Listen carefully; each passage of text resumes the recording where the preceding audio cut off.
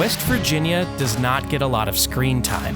While the state isn't absent from pop culture, the people of West Virginia are usually portrayed as either backwoods yokels or inbred monsters. Positive, or at the very best, non-judgmental portrayals exist, but when you ask the average outsider what they picture when you mention West Virginia, you'll likely hear more about inbreds, moonshiners, and junkies than you will about rocket scientists and labor leaders. Deliverance is set in Georgia, people. Deliverance is in Georgia. Even some movies that are shot in West Virginia, like Super 8, get reset to different places like Ohio for reasons unknown.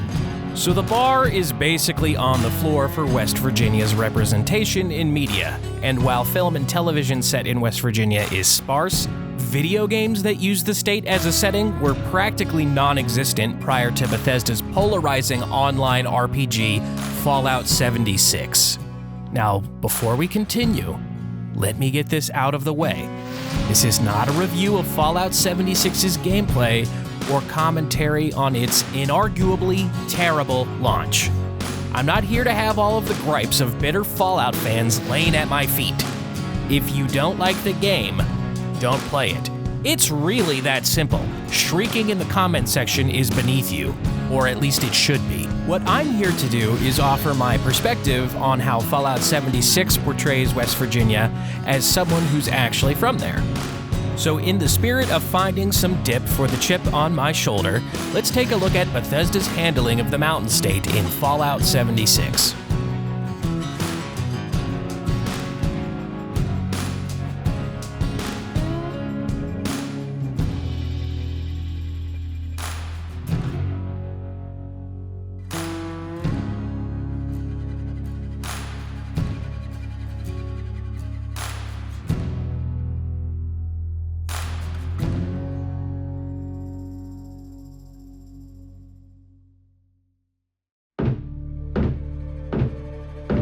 Unlike other settings in the Fallout series, West Virginia isn't based off of a major urban area. While a nuclear weapon turns just about any place into a rural area because of all the, death and destruction, Washington, D.C., Vegas, and Boston were major population centers prior to Fallout's Great War. The largest city featured in Fallout 76 is Charleston, whose population of just over 48,000 is practically podunk compared to the 650 to 700,000 range shared by the other three locales.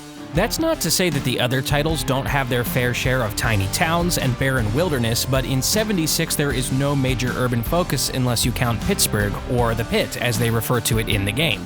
But that does involve leaving West Virginia and flying out to a new map. Speaking of the map, let's talk about it.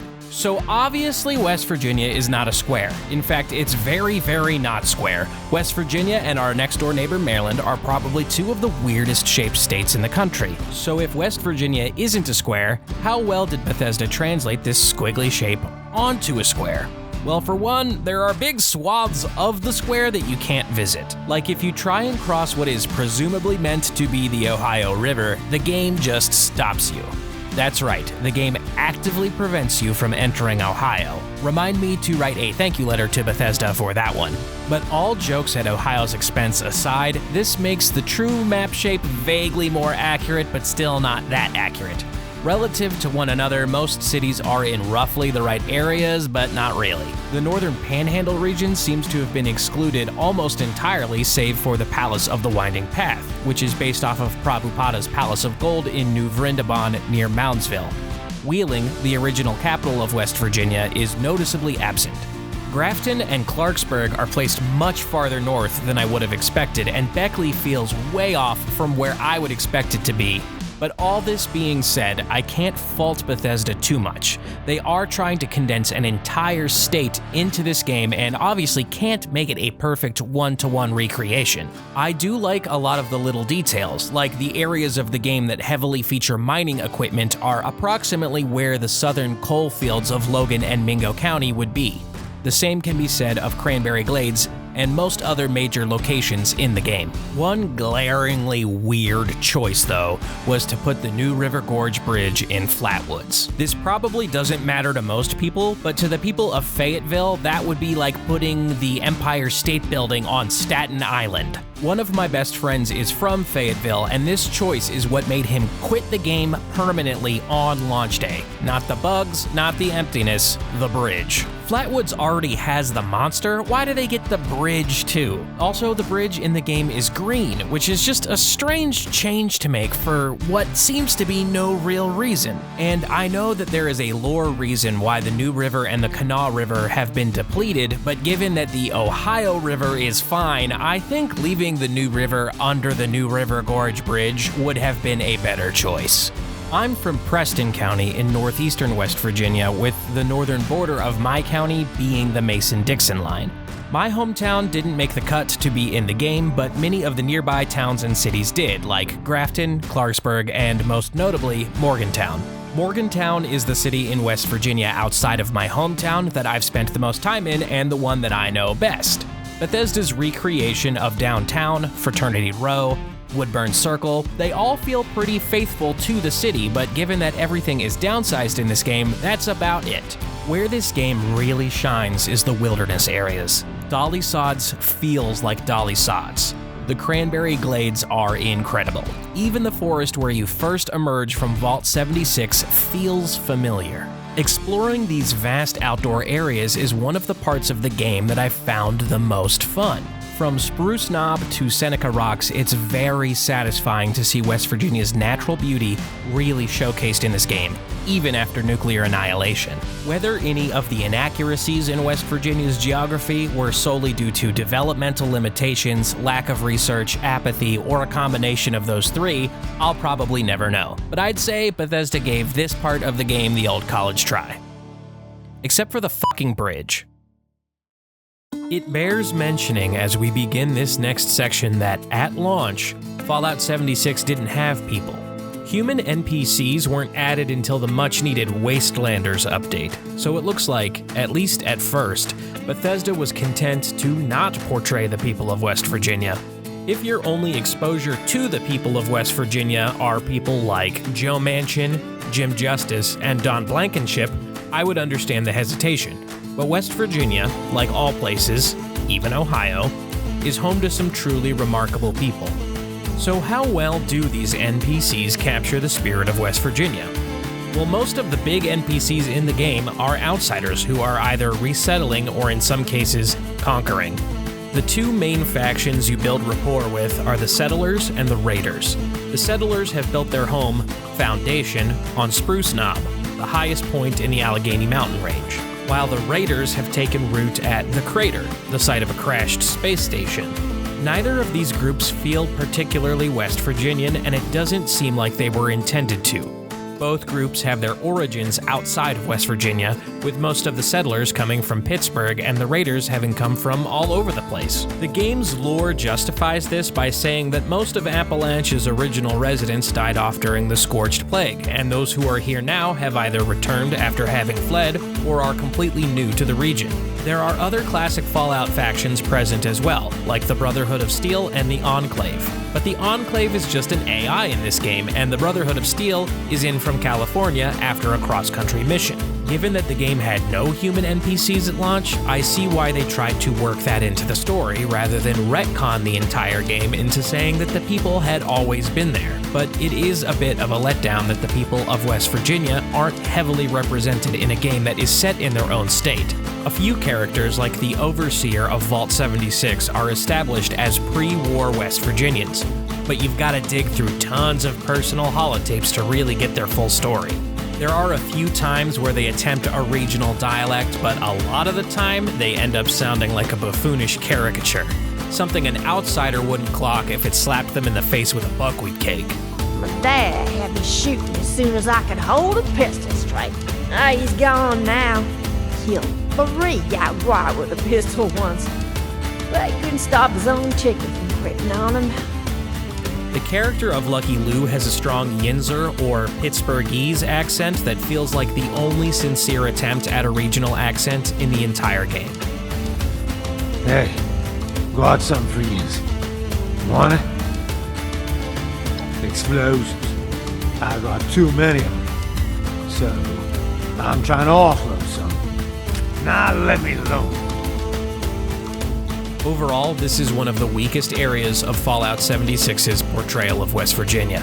In game design, geographical inaccuracies are harder to avoid and easier to forgive, but cultural inaccuracies just feel like the result of laziness. And I'll probably have to do a completely separate video just to cover how there's not a whiff of indigenous Appalachians outside of their place names and the use of the Wendigo. I suppose the built-in excuse of the game's lore is always there for outsiders to fall back on, but whatever the reason, I feel like this could have been done much better. How Fallout 76 would portray Appalachian and West Virginian culture was what made me most apprehensive when first checking out this game several years ago. Appalachia is more of a punchline than a culture to most Americans. To hear outsiders tell it, everyone from West Virginia is an illiterate, tobacco-spitting redneck who can't stop playing banjo long enough to cash their fraudulent disability checks so that they can go buy more Mountain Dew, OxyContin, and illegal reptiles. But West Virginia has a rich culture and folklore, and Bethesda seems to understand that, because their portrayal of it is adapted in Fallout's world very respectfully. Now, I'll forewarn you that I don't actually have the best in-game footage of some of the things I'm about to talk about, like West Virginia's cryptids. I did videos on these on my TikTok, but for some reason, I didn't keep all of the raw game recordings because I'm a damn fool. So there is gonna be some vertical video from my TikTok channel. Please just bear with me. There are over a dozen cryptids from Appalachian folklore nestled into the dark corners of the map. From cryptozoological icons like Mothman to more niche monstrosities like the Grafton Monster, the cryptids from Fallout 76 are the most well-curated piece of Appalachian culture in the entire game. And it's not surprising. The creatures said to lurk in the hollers of Appalachia fit beautifully into the existing lore of the Fallout world. If the radiation from the Great War can mutate Yaogwai and ghouls, and scientists can create Deathclaws and super mutants, why couldn't they make Mothman, the Snallygaster, the Agua, and other Appalachian eldritch terrors? Now, I'll have to stop myself here because I could talk about cryptids all day, but they aren't the only part of West Virginia's culture that made it into the game. Helvetia's Fastnacht celebration is a seasonal fixture of the game's events. Fastnacht is a local festival in the town of Helvetia that is celebrated on the Saturday before Fat Tuesday, with masks, delicious treats, and Swiss and Appalachian folk music. West Virginia's favorite local snack, the pepperoni roll, is also a healing item within the game. Whoever researched these aspects of West Virginia for the game really did a great job. It would have been very easy to just plop a Fallout game in the mountains and not give it a second thought. But including aspects of West Virginia's local culture with the added charm of Fallout's famously great world building makes this the strongest component of the game's adaptation.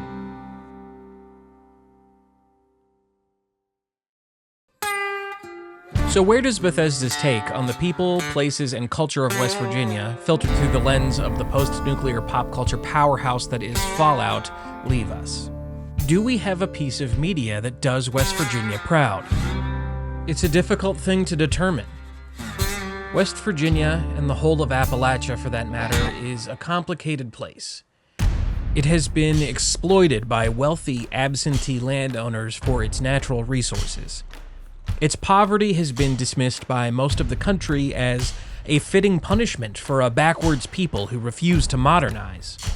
A lot of this has led to a profound sense of pride, but also a deep bitterness that is hard for many people to understand, let alone depict in media.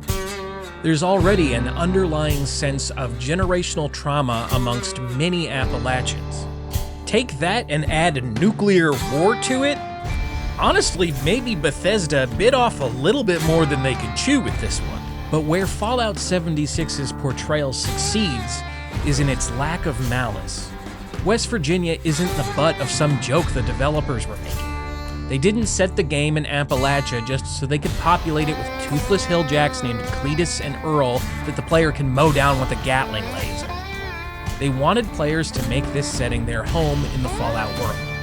And when they finally realized the game needed, a plot, They gave it one focused on the hope of rebuilding a home destroyed by a world that barely knows you exist.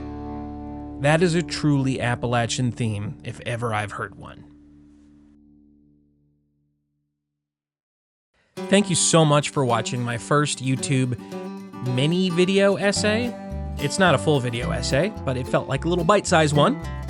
If you enjoyed this video, please hit the like button, and that will help the channel grow, and I do plan on making more videos like this, so if you are interested in that, hit the subscribe button and the little notification bell, and that way you will get notified anytime I post new videos.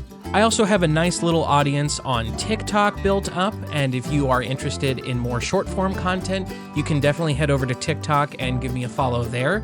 The link to that is in the description of this video.